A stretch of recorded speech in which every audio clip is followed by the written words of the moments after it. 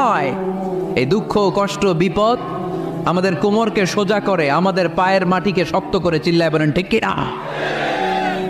প্রতিকূল পরিবেশে কিভাবে বাঁচতে হয় এই দুঃখ কষ্ট আমাদেরকে শিখায়। এজন্য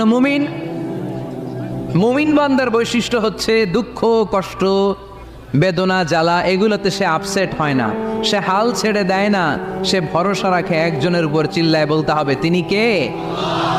কারণ মুমিন জানে রাত্রি যত গভীর হয় অন্ধকার তমানিসা ভেদ করে সুবহে সাদিক হয়। মুমিন জানে গর্ভবতী নারীর পেটের ব্যথা যেই দিন বাড়তে থাকে ওই দিনই নতুন মেহমান আগমনের সময় ঘনাতে থাকে।